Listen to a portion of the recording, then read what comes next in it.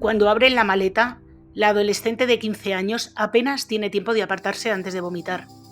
La mujer, en cambio, ni siquiera reacciona.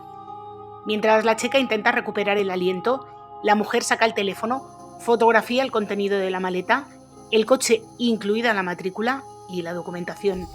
Solo entonces deja el móvil a un lado, coge la garrafa y la vacía sobre la maleta.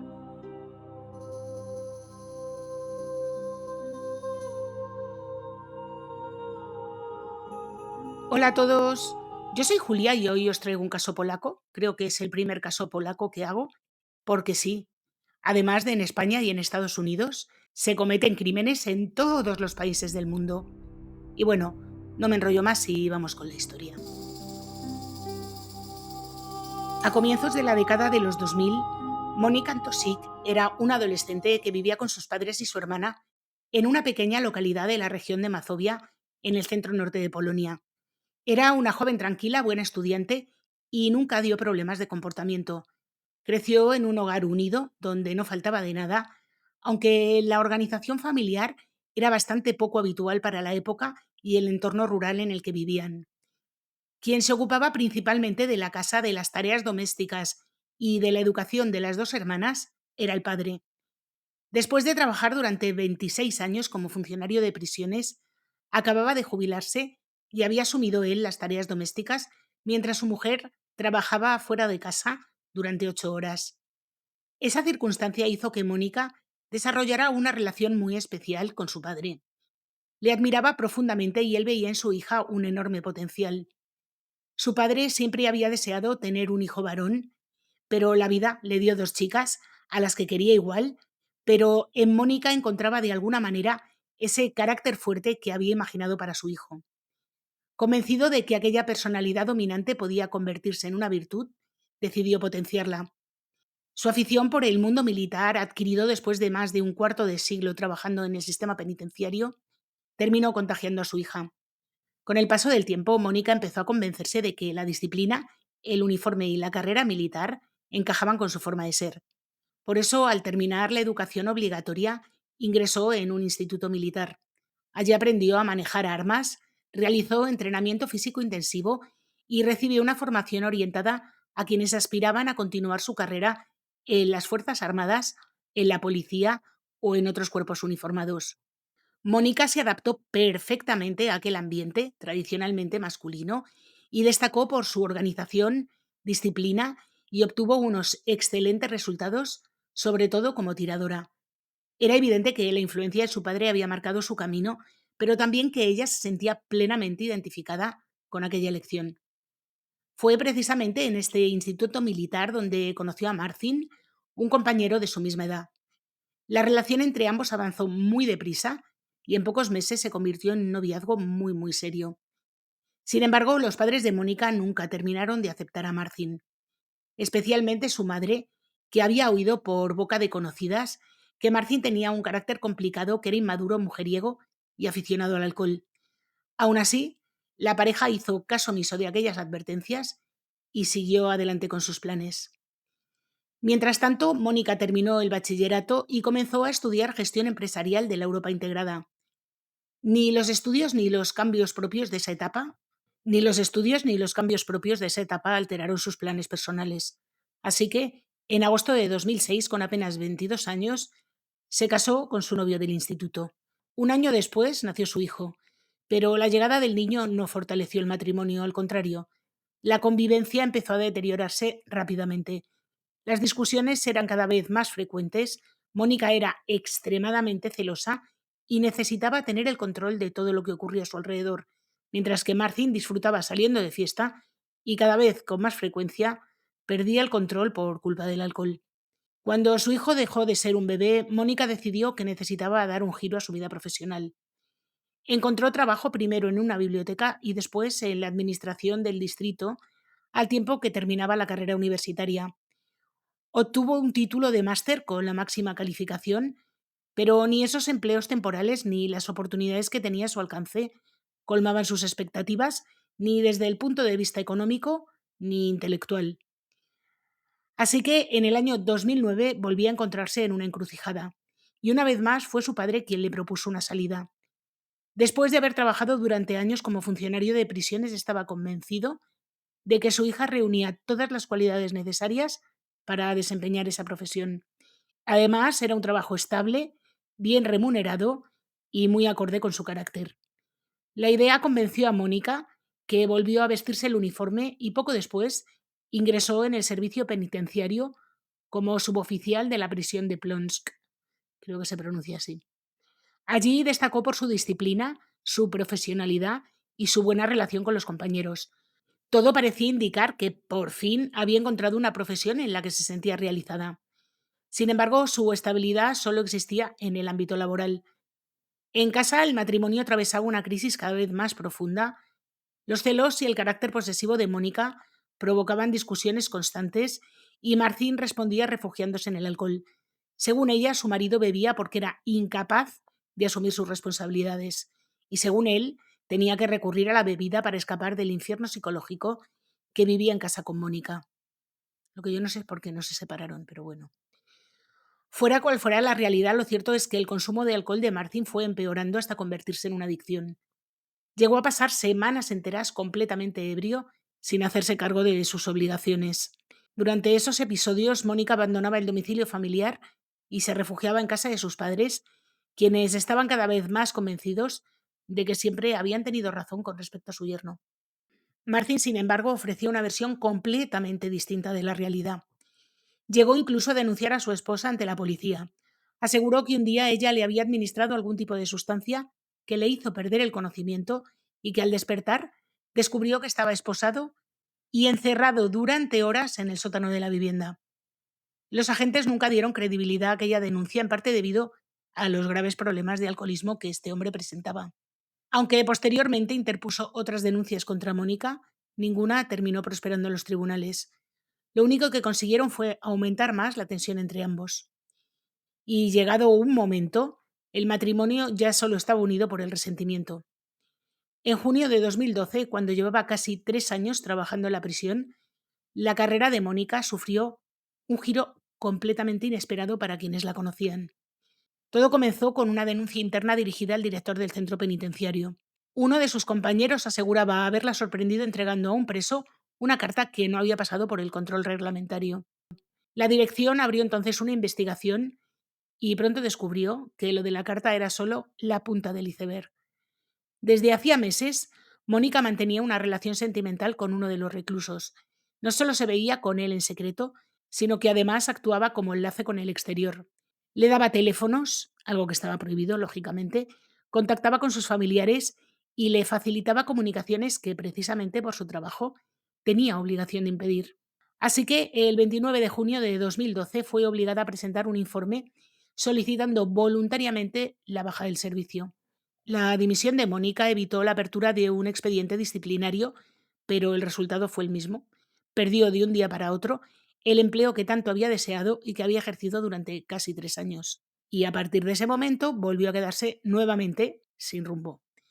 Su matrimonio estaba prácticamente roto, acababa de perder un trabajo estable y muy bien remunerado, y viviendo en una pequeña localidad como vivía, las posibilidades de empezar de nuevo eran bastante limitadas. Durante casi un año permaneció en paro, hasta que en verano de 2013 llegó a la conclusión de que aquella no era la vida que quería.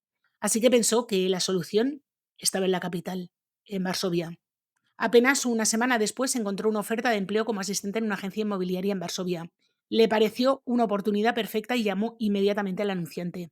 La conversación fue tan bien que ambos acordaron verse en persona cuanto antes. Mónica hizo las maletas prácticamente de un día para otro y se marchó a Varsovia, dejando atrás a su marido y a su hijo, que entonces era bastante pequeñito.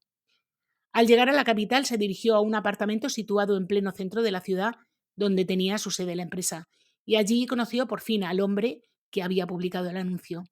Se llamaba Alexander Kucharski y tenía 86 años.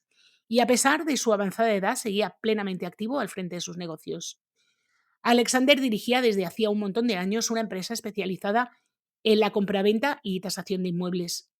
Era un experto muy reconocido en el sector y poseía un importante patrimonio inmobiliario repartido por algunos de los barrios más cotizados de Varsovia.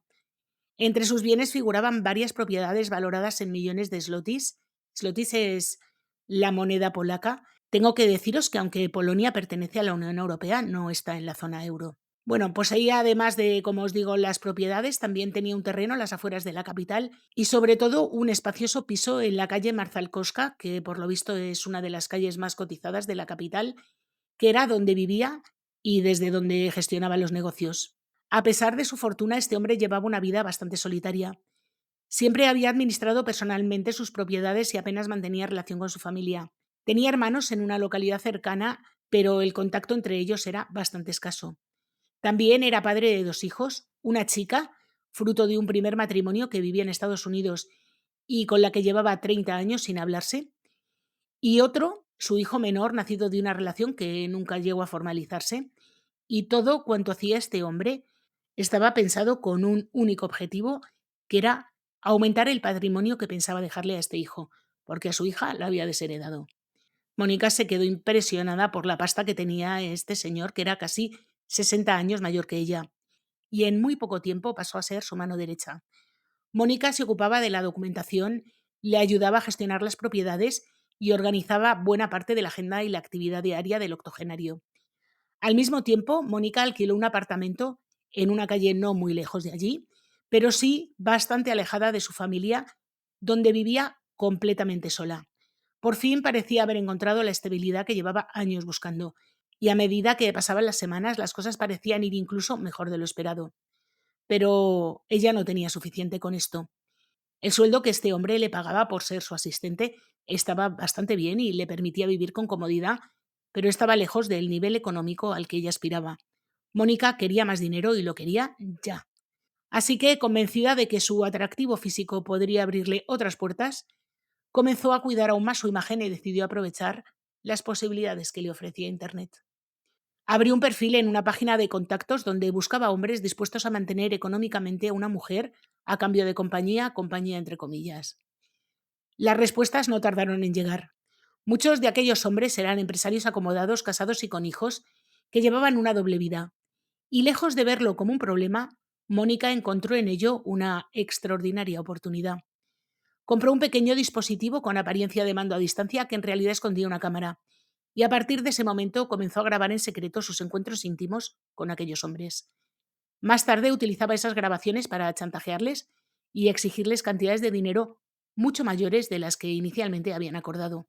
Y fue en uno de esos encuentros como conoció a Darius, un empresario muy rico que vivía a las afueras de Varsovia. Estaba casado y tenía 3 hijos, pero con él la relación fue más allá del mero interés económico.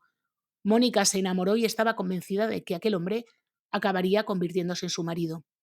Darius alimentó esa esperanza porque cada vez pasaba más tiempo con ella, costeaba buena parte de su vida y le prometía que algún día se divorciaría. Sin embargo, entre las virtudes de Mónica no estaba precisamente la paciencia.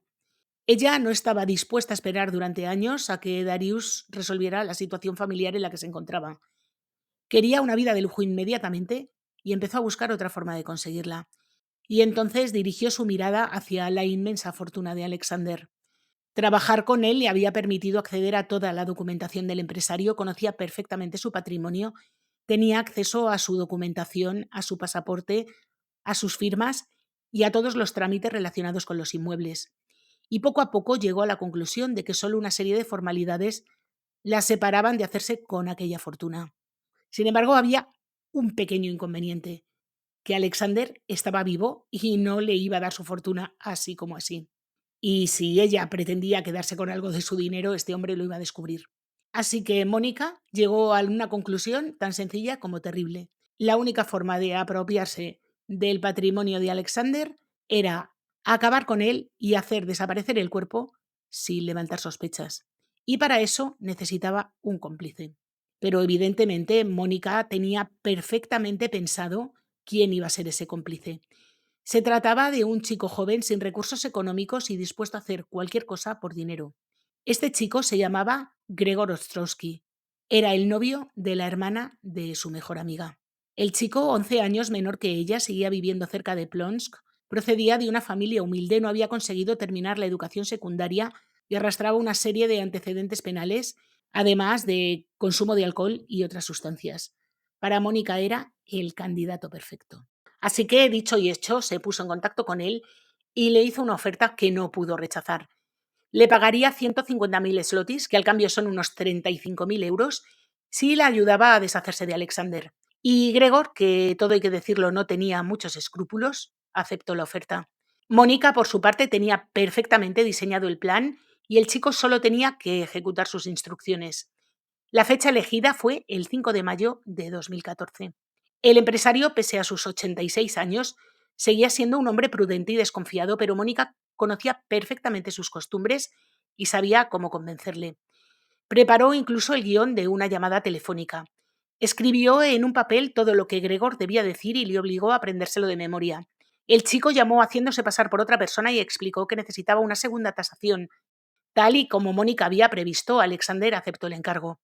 Le dijo que tenían que ir a un apartamento que previamente Mónica había alquilado para que pudieran tasarlo. El chico comenzó a enseñarle las distintas habitaciones, fingiendo que realmente quería una valoración profesional del inmueble, y mientras recorrían la vivienda, el chico iba intercambiando mensajes con Mónica, que estaba esperando fuera.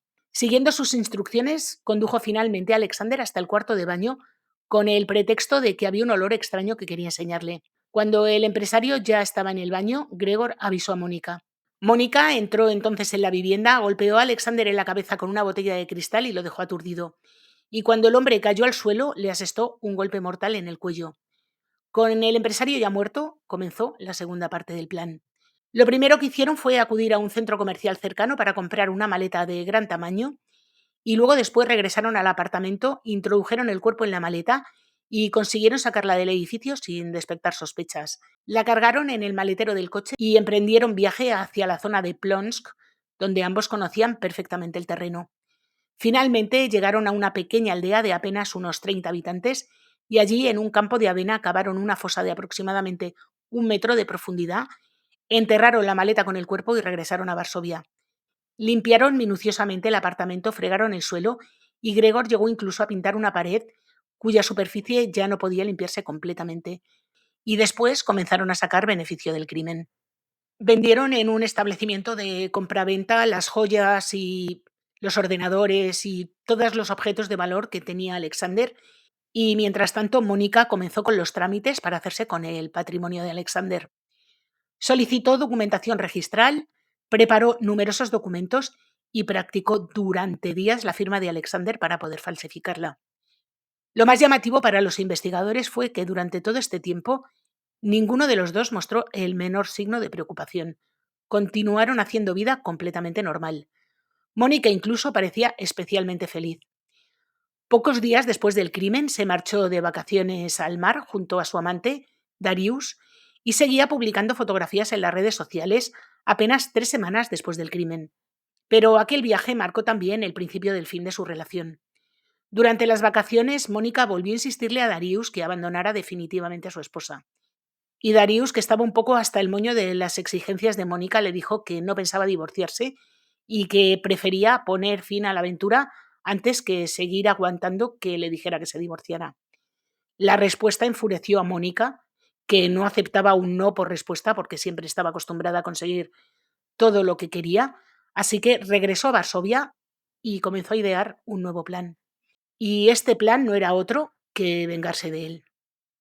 Al mismo tiempo, Mónica comprendió que el lugar donde habían enterrado el cadáver de Alexander no era tan seguro como habían imaginado. El cuerpo estaba oculto en un terreno arenoso y temía que la maleta hubiera quedado demasiado cerca de la superficie, así que llegó a la conclusión de que debían desenterrarla y hacerla desaparecer definitivamente, esta vez reduciéndola a cenizas. Y fue con esta decisión cuando la historia de Darius y la de Alexander se entrecruzan. El 28 de mayo de 2014, apenas 23 días después del crimen, Mónica se puso en contacto con Darius, le dijo que necesitaba un favor y que por favor le prestara un coche porque supuestamente debía llevar urgentemente a su hijo a otro lugar. Darius aceptó sin sospechar nada y pidió a su padre que le dejara por un día su Toyota Corolla. Pensaba que simplemente estaba ayudando a su expareja cuando en realidad le estaba proporcionando una pieza fundamental para la siguiente fase de su plan. Se encontraron en Varsovia, donde Darius le entregó las llaves y la documentación del vehículo. Y en cuanto él se marchó, Mónica no fue a buscar a su hijo, sino a Gregor. El joven se sorprendió un montón al verla porque creía que todo había terminado y que solo le quedaba esperar el dinero que le había prometido. Sin embargo, Mónica insistió en que aún era necesario deshacerse del cuerpo para que jamás nadie pudiera descubrir la verdad. Y ambos emprendieron viaje hacia donde se encontraba el cuerpo. Una vez allí, Gregor desenterró la maleta siguiendo las instrucciones de Mónica y la cargaron en el maletero del Toyota. En ese momento surgió un imprevisto porque la novia de Gregor, Ola, la hermana de la mejor amiga de Mónica, llevaba horas llamándole porque habían quedado aquella tarde. Como él no sabía cómo justificar su ausencia, le preguntó a Mónica si podían recogerla y llevarla con ellos, y le aseguró que la chica guardaría el secreto. Sorprendentemente, Mónica aceptó. Así que los tres subieron al coche con la maleta oculta en el maletero y nada más entrar, Ola percibió un fuerte olor muy desagradable, aunque no imaginaba cuál era su origen.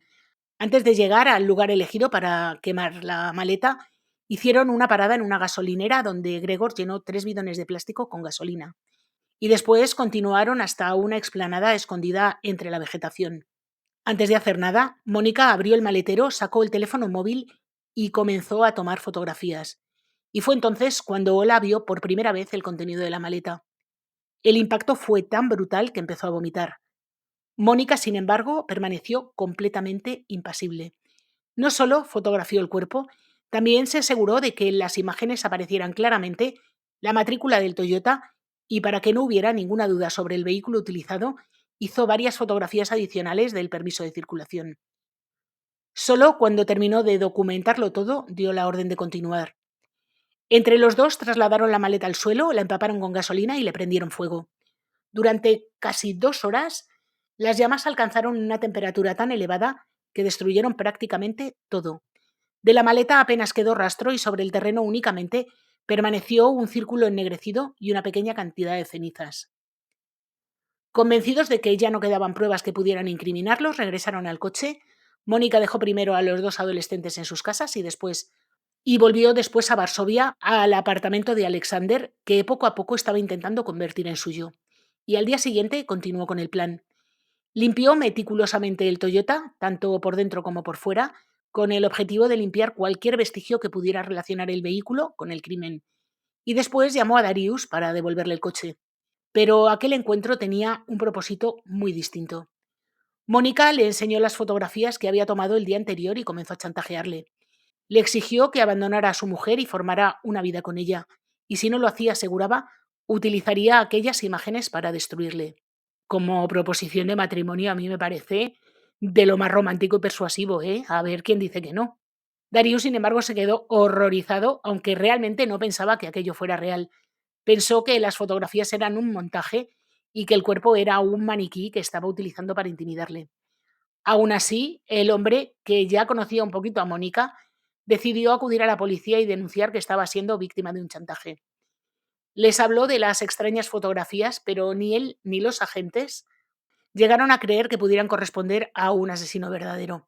La denuncia no tuvo consecuencias y el asunto quedó archivado. Y mientras tanto, Mónica seguía trabajando para apropiarse del patrimonio de Alexander. Preparó nuevos contratos, poderes y documentos que le permitirían gestionar sus inmuebles, pero todavía le quedaba el paso más complicado: conseguir que toda esta documentación fuera validada por un notario. Sabía que ningún profesional aceptaría autentificar unos documentos firmados por una persona que no estaba presente. Por eso decidió recurrir a un método que ya había utilizado anteriormente. Buscó por internet a un notario con determinadas preferencias y pensó que podría manipularle ofreciéndole satisfacer sus fantasías a cambio de colaborar con el fraude. Encontró a un notario dispuesto a conocerla y ambos intercambiaron numerosos mensajes. El hombre le explicó incluso los requisitos legales que debía cumplir la operación. Sin embargo, Mónica tenía prisa y le presionaba constantemente para acelerar los trámites. Y aquella insistencia terminó despertando las sospechas del notario, que rompió el contacto incluso antes de llegar a reunirse con ella. Pero lejos de rendirse, Mónica concertó una nueva cita con una notaria de Varsovia, con la esperanza de convencerla por otros medios. La reunión estaba prevista para el 18 de junio, pero nunca llegó a celebrarse. Pero esta reunión nunca llegó a celebrarse porque el día anterior la policía detuvo a Mónica, a Gregor y también a Ola, cuya declaración acabaría convirtiéndose en la pieza clave para destapar el crimen. Y vosotros diréis, ¿cómo les descubrió la policía? Bueno, pues mientras Mónica se adaptaba a su nueva vida en la capital y cada vez regresaba con menos frecuencia a su localidad natal, a pocos kilómetros de la casa de sus padres comenzaba a desarrollarse una historia paralela. En los últimos días el comportamiento de Ola había cambiado de forma alarmante. Había dejado de acudir al colegio, apenas comía y era incapaz de dormir. Y cuando conseguía conciliar el sueño, sufría terribles pesadillas que le hacían despertarse gritando y empapada en sudor. Estaba aterrorizada y era evidente que cargaba con algo que no podía soportar. Su familia intentó averiguar qué le ocurría, pero la adolescente era incapaz de explicar lo que estaba viviendo. Ante la gravedad de la situación, la familia decidió recurrir al prometido de la hermana mayor, un policía que estaba destinado en una comisaría cercana y que tenía bastante experiencia en entrevistas delicadas. Cuando el agente habló con ella, la joven terminó derrumbándose. Confesó que había sido testigo de cómo quemaban un cuerpo y aseguró que su propio novio y Mónica, la amiga de su hermana, habían matado a un hombre y que ella había presenciado cómo ambos intentaban hacer desaparecer las pruebas. Os podéis imaginar que todos los que escucharon eso se quedaron con los ojos como platos. Y aunque la historia parecía sacada de una película, el policía quedó completamente convencido de que la muchacha decía la verdad. Aquel mismo día llamó a la fiscalía para informar de lo que acababa de escuchar y al día siguiente la investigación se puso en marcha. Ola declaró oficialmente ante los investigadores y repitió la misma historia. Así que, guiados por las indicaciones de Ola, fueron hasta el lugar donde habían quemado el cuerpo y allí, en medio del prado, localizaron los restos de una hoguera. Y al examinar cuidadosamente las cenizas encontraron pequeños fragmentos que parecían huesos humanos. Así que todo aquello era tan creíble que habían encontrado pruebas. Así que el siguiente paso era localizar y detener a Mónica y a Gregor. La policía de Varsovia se dirigió al apartamento de Alexander, donde ahora estaba viviendo Mónica, y la detuvo, y a Gregor le detuvo en su casa. Tanto Mónica como Gregor negaron cualquier implicación en la muerte de Alexander. Pero la investigación estaba avanzando en dos frentes. Por un lado, los especialistas de criminalística recogían todos los restos posibles del lugar donde supuestamente habían quemado el cuerpo. Y por otro lado, se realizaron una serie de registros en las propiedades de Alexander que no tardaron también en arrojar resultados. En el piso en el que vivía Alexander encontraron un pendrive que pertenecía a Mónica. Su contenido dejó sin palabras a los investigadores. Las imágenes mostraban a un hombre herido, aparentemente ya muerto, dentro de una maleta colocada en el maletero abierto de un turismo. En las fotografías se apreciaba claramente tanto el cuerpo como la matrícula del vehículo y en la misma carpeta también aparecían las imágenes del permiso de circulación del coche. Y en el registro del apartamento también encontraron un montón de documentos en los que se mostraba cómo Alexander estaba preparando el traspaso de prácticamente todo su patrimonio a favor de Mónica. Había contratos para la futura venta del piso donde vivía Alexander, poderes notariales para que ella gestionara el resto de los inmuebles y otros documentos ya firmados o en proceso de preparación. Lo más llamativo era que muchos de ellos estaban fechados apenas unos días antes, cuando el empresario llevaba semanas sin ser visto. Los vecinos también aportaron información relevante, explicaron que Mónica llevaba tiempo viviendo allí y comentando además con ellos que el piso acabaría siendo suyo. Añadieron además que Alexander siempre había sentido debilidad por las mujeres mucho más jóvenes, por lo que aquella relación nunca les había parecido especialmente extraña. Y también apareció el recibo de compra de la maleta por valor de 400 slotis. Y la investigación terminó de cerrarse cuando los especialistas examinaron el apartamento alquilado por Mónica. Allí localizaron restos biológicos y otros indicios que apuntaban claramente a que en ese lugar se había cometido un homicidio. Con todas estas pruebas sobre la mesa, el juez decretó el ingreso en prisión provisional de Mónica y Gregor durante 3 meses. Durante los interrogatorios, los investigadores se enfrentaron a los detenidos tanto con las pruebas como con el testimonio de Ola. Y entonces aparecieron las primeras confesiones. Gregor fue el primero en romper su silencio, admitió haber participado en la muerte de Alexander, aunque aseguró que todo había sido idea de Mónica. Según su versión, ella le había prometido 150.000 slotis a cambio de ayudarla a deshacerse del anciano y había sido la propia Mónica quien le asestó los golpes mortales mientras él solo colaboró en la ocultación del cuerpo. Mónica, sin embargo, ofreció una versión completamente diferente. Afirmó que al regresar al apartamento encontró a Alexander ya muerto y a Gregor junto al cuerpo. Según ella, el joven había matado a Alexander durante un forcejeo y que entonces comenzó a chantajearla y que por miedo de haberse implicada en el crimen terminó ayudándole a ocultar el cuerpo. Y finalmente, tras más de un año de investigación, el 15 de agosto de 2015 se presentó el escrito de acusación y Mónica y Gregor fueron acusados de haber asesinado conjuntamente a Alexander. La fiscalía solicitó 25 años de prisión para Gregor y la prisión permanente para Mónica, al considerar que había sido la verdadera instigadora y la principal responsable del crimen. El juicio comenzó el 16 de noviembre de 2015, 3 meses después de que la fiscalía presentara el escrito de acusación. En la primera sesión del juicio, Mónica volvió a negar todos los cargos y se acogió a su derecho a no declarar. Gregor, en cambio, prestó una larguísima declaración, insistió en que no había matado a Alexander y sostuvo que había sido manipulado por Mónica, a quien señaló como la autora material. Ese mismo día declaró también la testigo más importante de la causa, Ola, y debido a que aún era menor de edad, su testimonio quedó sometido a reserva, así que no se tienen muchos datos del mismo.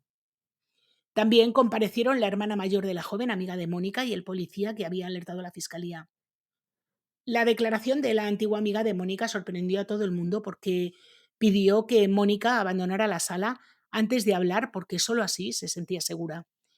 Explicó que pese a lo que se había publicado, nunca habían sido verdaderas amigas.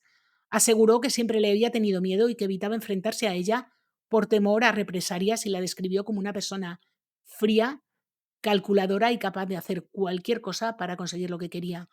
Según su testimonio, ese carácter no era nuevo, sino que venía siendo así desde la infancia. En las sesiones posteriores comparecieron también el padre de Darius, el propietario del Toyota, e incluso el propio Darius. El padre explicó que cuando recuperó el coche estaba tan impecablemente limpio que parecía recién salido del concesionario y que jamás habría imaginado el uso que le habían dado.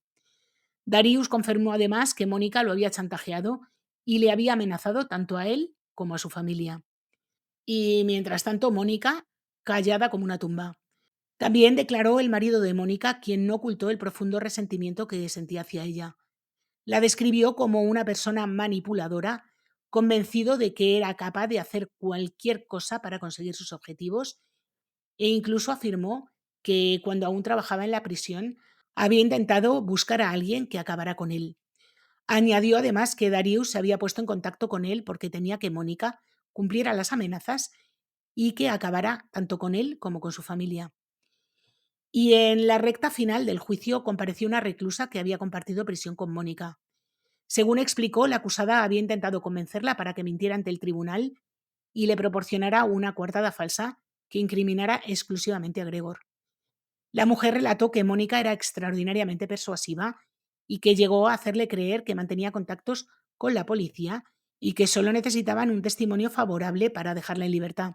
Aseguró esta mujer que estuvo a punto de acceder porque la historia le sonó completamente verosímil. Tela, ¿eh? Por otro lado, los informes psicológicos concluyeron que Mónica padecía un grave trastorno de la personalidad, aunque era completamente consciente de sus actos. Los psicólogos también coincidieron en que Mónica poseía una capacidad excepcional para manipular a todos los que la rodeaban. Desde luego que sí. Consideraba a las personas simples instrumentos al servicio de sus propios intereses y aprovechaba con habilidad tanto su inteligencia superior a la media como su atractivo físico. Precisamente esa combinación de inteligencia, ausencia de empatía y rasgos patológicos de personalidad era lo que la convertían en alguien especialmente peligroso, en una psicópata, vamos. Y a esto se sumaron las conclusiones de numerosos peritos, sobre todo expertos en documentación, que aseguraron que todos los documentos firmados por Alexander en realidad eran firmas falsificadas por la propia Mónica. El conjunto de las pruebas dibujaba un panorama bastante desfavorable para ella. Así que el 23 de marzo de 2016, cuando el tribunal dio por concluida la fase de pruebas, casi 5 meses después de guardar silencio, Mónica anunció que quería declarar. La gente se quedó con los ojos como platos. Hasta ese momento se había negado sistemáticamente a responder a cualquier pregunta, por lo que se esperaba que aportara información relevante durante su declaración. Antes de empezar, solicitó que ésta se realizara a puerta cerrada porque, según explicó, iba a revelar aspectos muy íntimos de su vida privada. El tribunal aceptó la petición y durante casi 5 horas escuchó su versión de los hechos sin presencia del público. Y claro, como fue a puerta cerrada y secreta, pues no sabemos lo que dijo, pero no debió servirle de mucho, porque el 26 de abril de 2016, casi 2 años después de la muerte de Alexander, llegó el veredicto. El tribunal condenó a Gregor a 25 años de prisión y a Mónica a cadena perpetua, al considerarla la instigadora y principal responsable del crimen. Los jueces, sin embargo, reconocieron que no había podido determinarse con certeza absoluta cuál de los dos había asestado el golpe mortal, pero subrayaron que ese extremo carecía de relevancia jurídica porque ambos habían actuado de común acuerdo con el propósito de acabar con la vida de Alexander. Así que los dos fueron condenados y ambos con gesto impasible. En febrero de 2017, el Tribunal de Apelación confirmó íntegramente el fallo. 8 meses después, el 31 de octubre de 2017, ambos reaparecieron públicamente en un reportaje emitido en un programa de televisión llamado Observador, supongo que será Observador. Gregor modificó por completo su versión de los hechos. Aseguró que el crimen no había sido premeditado y reconoció que había sido él quien durante un forcejeo acabó con Alexander, insistiendo en que Mónica ni siquiera se encontraba allí en ese momento. Explicó que anteriormente había mentido siguiendo el consejo de su abogado. Y Mónica sostuvo exactamente la misma versión.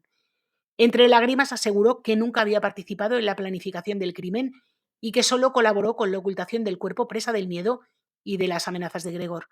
Se declaró inocente y afirmó que había sido condenada injustamente. Pese a este cambio de relato, la Fiscalía mantuvo que las nuevas declaraciones no alteraban en absoluto las conclusiones de la investigación y recordó que los tribunales de 2 instancias habían considerado probado que ambos actuaron conjuntamente y que desde el punto de vista penal resultaba completamente irrelevante determinar quién había asestado el golpe mortal cuando existía un acuerdo previo para cometer el crimen. Ni siquiera una carta enviada por el propio Gregor en la que volvía a asumir la autoría material del homicidio modificó el resultado del proceso. En otra entrevista concedida en 2019, Mónica, a la que le gusta una cámara más que un tonto un lápiz, reconoció que ya no mantenía ninguna relación con su hijo, que su exmarido había obtenido la privación de la patria potestad y que el niño había desaparecido completamente de su vida. Bien por el marido. Aún así, seguía contando con el apoyo incondicional de sus padres. Su padre, que como os he dicho al principio estaba muy unido a Mónica, la visita 2 veces al mes en la prisión, las 2 veces que se lo permiten, y continúa convencido de su inocencia. Ha asegurado a todo el que le pregunta que nunca había comprendido las conclusiones de los psicólogos ni había aceptado que su hija pasara el resto de su vida entre rejas.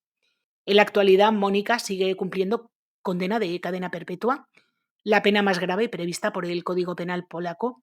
En todo el país hay apenas una quincena de mujeres que cumplen esta condena y ninguno de los tribunales le ha rebajado la pena. Eso sí, podrá solicitar la libertad condicional cuando haya cumplido 25 años en prisión, momento en el que tendrá alrededor de 55 años. Cuesta comprender, según las palabras del tribunal, cómo una mujer de apenas 30 años, inteligente, criada en un hogar estable y con una familia que siempre la apoyó, podía ocultar ese demonio que, según sus propias palabras, llevaba toda la vida esperando el momento de salir. Y bueno, hasta aquí el caso de hoy. Un caso que me parece alucinante, un caso que estoy completamente convencida de que si hubiera ocurrido en Estados Unidos tendría 3 series en Netflix y otras 2 en Amazon, por ejemplo, porque es, madre mía, esta chica fue capaz de hacer absolutamente de todo. Chantajeaba a los amantes, engañó a su cómplice, mató a su jefe, bueno, en fin, y todavía sus padres piensan que es un angelito. Yo es que de verdad a veces entiendo que son padres, pero entiendo que son padres y que los padres defiendan a sus hijos, pero es que hay ocasiones en las que se hace difícil de comprender, ¿eh? Y bueno, como os digo, hasta aquí el caso de hoy. Decidme si lo conocíais o no. Supongo que la mayoría no, porque es un caso que en España es muy, muy poco conocido. Decidme si pensáis que es verdad que fue Gregor el que acabó con Alexander o fue Mónica la que lo planificó todo, que es lo que yo creo realmente, y que al chico lo ha manipulado para que diga eso, que es alucinante también. Y bueno, básicamente decidme lo que penséis. Y como os digo, hasta aquí el caso de hoy. Si os ha gustado, por favor, dejadme un like, activar la campanita, comentar, compartir. suscribiros si no lo estáis. Recordad que tengo otro canal, Letra Pequeña, donde durante este verano voy a estar subiendo caso cada 15 días en lugar de cada semana. Eso sí, será los martes. Y en este canal sí subo vídeo todas las semanas y es los viernes. Así que hasta la semana que viene.